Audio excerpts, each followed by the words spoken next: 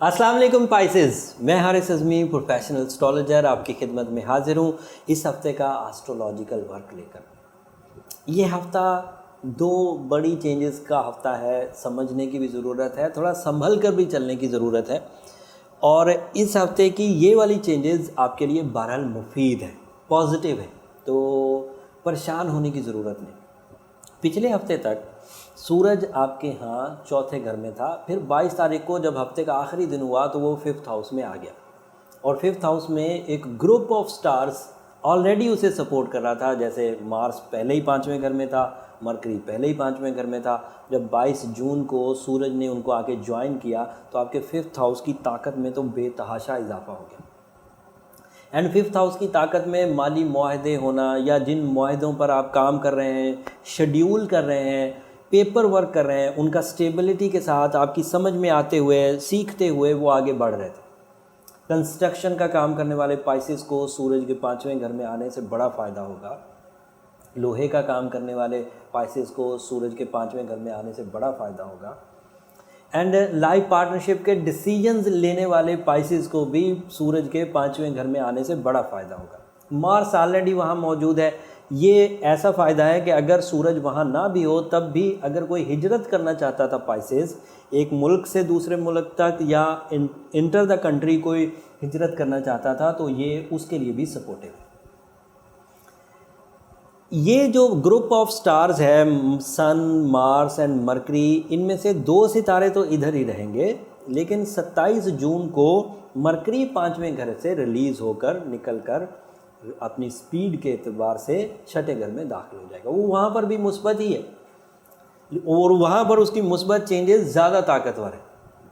5वें घर में तो सिर्फ मुआहदे ही हो रहे थे, प्लान्स ही बन रहे थे, ख्यालात में चीज़ें आ रही थी, पाइपलाइन में, क्रिएशंस में, जबकि 6ठे घर में मरकरी का आना जिस्मानी ताकत, तकवीयत की वजह बनेगा। सिर्फ ज़हन ही तेज़ नहीं होगा, जिस्म भी तेज़ होगा। तो आप अंदाज़ा लगाएं कि किसी आदमी का या किसी खातून का जहन भी तेज़ काम कर रहा हो और जिस्मानी तौर पर वो रेडी भी हो उन प्लान्स पर, उन सोचों पर काम करने के लिए, तो हर वो चीज़ जो दिमाग में उठेगी उसे प्रैक्टिकल करने का दिल करेगा और ये बड़ी पॉजिटिव चेंज होगी। सो तमाम पाइसेस देखेंगे कि वो अमली इक़दामात तेज़ कर देंगे 27 जून के बाद। और इन अमली इक़दामात में हर ही तरह का, ऐसा नहीं कि सिर्फ 6ठे ही घर के फ़ायदे होंगे, क्योंकि जहन भी काम कर रहा है, जिस्म भी काम कर रहा है, तो वो जिस फील्ड से भी रिलेटेड है, जिस मिशन ऑफ लाइफ पर काम कर रहे हैं, उन सब मिशंस ऑफ लाइफ पर वो अपनी कारकर्दगी ज़्यादा तेज़ी से देखेंगे। जिस्म में से सुस्ती ख़त्म होगी, जहन में से सुस्ती ख़त्म होगी, जज्बात में से सुस्ती ख़त्म होगी, तो लाइफ में काफ़ी इफ़ेक्टिव होने वाले हैं पाइसेस अगले इस वीक में, पूरे वीक में।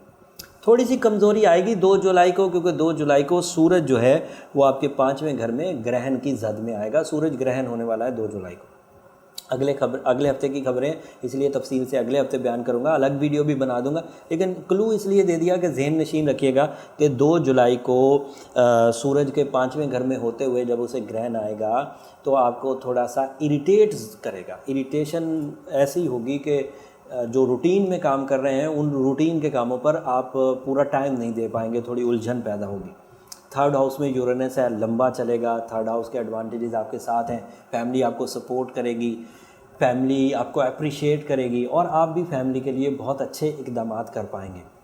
2 वो जो अजीब खबरें हैं उनमें से रेट्रोग्रेशन ऑफ जुपिटर आपके 10th हाउस में हुई है, जो प्रॉफिट लेवल्स को थोड़ा कम करेगी। जिन मुआहदों पर आप काम कर रहे हैं, जिस सोर्स ऑफ इनकम पर आप काम कर रहे हैं, उसमें थोड़ा स्ट्रगल लेवल इन्हेंस हो जाएगा और थोड़ा सा प्रॉफिट लेवल कम होगा। ये जब तक जुपिटर रेट्रोग्रेड है 36% चोक होता रहेगा आपका रिवॉर्ड लेवल, क्योंकि जुपिटर रिस्पॉन्सिबल है एक लाइफ चार्ट में 36% और ये 12 अगस्त तक रहेगा। एंड सैटर्न की रेट्रोग्रेशन 11th हाउस में, ये कोई ज़्यादा नेगेटिव खबर नहीं है, लेकिन 12 रेट्रोग्रेशन कमज़ोर हालत तो ज़रूर होती है। इसकी वजह से वो जो छक्का लगने की, जो अचानक इनामी स्कीमों से आपको कामयाबी मिलने के चांसेस है, उसमें रुझान थोड़ा स्लो डाउन हो जाएगा। और अब ग्रहण के हफ्ते में, अगले हफ्ते में ये और थोड़ा स्लो डाउन हो जाएगा। इसलिए अगर किसी पाइसेस ने अभी तक अपनी रेमेडीज़ को फॉलो नहीं किया तो वो ज़रूर कर लें। एज अ पाइसेस एक्वामेरीन या टर्मलीन, दोनों में से कोई एक 8 कैरेट का पहनना बहुत अच्छा रहेगा।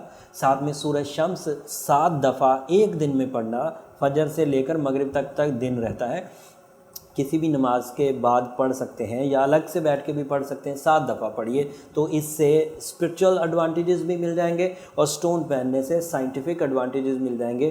तो नेगेटिविटी बैलेंस हो जाएगी एंड आप क्लियरली विदाउट एनी हर्डल अपने ट्रैक पर गामदन रहेंगे। 10वें घर को भी कोई नुकसान नहीं होगा, 11वें घर को भी कोई नुकसान नहीं होगा। 10वां घर कैरियर का और 11वां घर अचानक कामयाबियों का होता है। जब कोई नुकसान नहीं होगा तो चीज़ें फार्म, स्मूथ, सिल्की और आपकी तवक्को के मुताबिक चलती रहेंगी। जैसा आपने सोचा था वैसे ही चलेगी। सो ये इस हफ्ते की इन्फॉर्मेशन थी पाइसेस। जो जनरल इन्फॉर्मेशन थी ये मैंने आपके हवाले कर दी।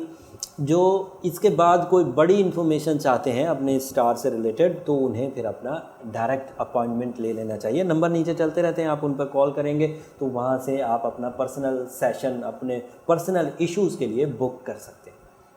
अगले हफ्ते क्योंकि ग्रहण होने वाला है, अगले हफ्ते की इन्फॉर्मेशन इससे ज़्यादा इम्पॉर्टेंट होगी, इससे ज़्यादा समझने की ज़रूरत होगी, तो वो वीडियो मिस मत करिएगा। अगर आपने चैनल को सब्सक्राइब किया होगा तो वो वीडियो भी आपको मिल जाएगी और उसका नोटिफिकेशन भी आप तक पहुंच जाएगा।